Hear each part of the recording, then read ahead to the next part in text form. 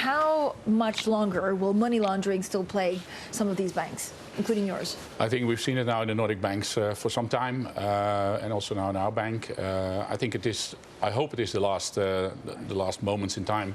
We're working very much together now with authorities, all the banks in the Netherlands, but also across Europe, with authorities to look forward and making more efficient utilities to cope with this problem. So where does lie the problem? Is it that we're not preventing them, that we're not monitoring, that we're not reporting them?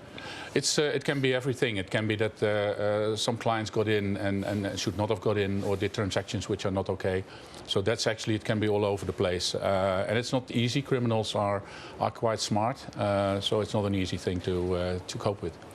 Will we still be facing the same issues in the European banking sector in 3 years? Oh, I don't think so. No. There's a lot of investment now also in all those areas in cooperation with authorities. So definitely it will not be easy, but I don't expect this kind of investigations in 3 years' time. We were just talking to the president of the SNB. How much of a headache for European banks are negative rates? Well, quite a headache, I would say. It's very difficult in Europe and the Netherlands to cope with that. I mean, below zero, that's what I mean, like here in Davos.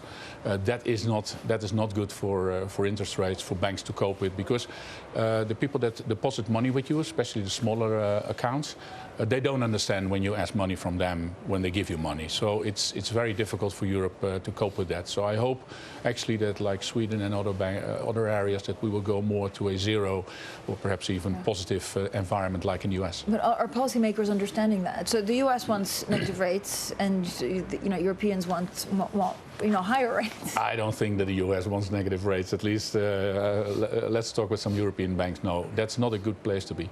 Okay, but do governments, or actually do policymakers, understand this? Do central banks understand that there's a limit to how further negative we talk with them. Go? They have their own responsibility, of course. So we talk with them what the problems are.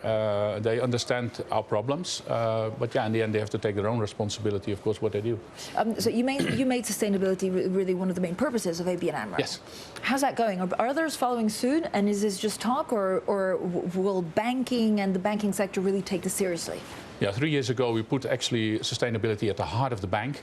And if I look now here at Davos today compared with a couple of years ago, we're much more in execution mode. And that's good. And that's also what we notice with our clients. Our clients are changing their business models in a more sustainable way. And actually also our staff likes to work for a purpose-led organization. Last year in Davos, you called for the government to keep its promise and reduce its stake in ABN Amro. Yes, I remember. They have not done it. No. When will they do it? I hope this year. No, but that's in the end their decision. But definitely they have made clear that that's their purpose. So, but it's not up to me to say anything. You're stepping down in April. Your successor was appointed 2 weeks ago. What are you doing next? Yeah, well, I won't be here in this position as CEO, so that's clear. Well, I'm stepping down, and I think I'm going to have a walk with my dog and with my wife. I think that's also good.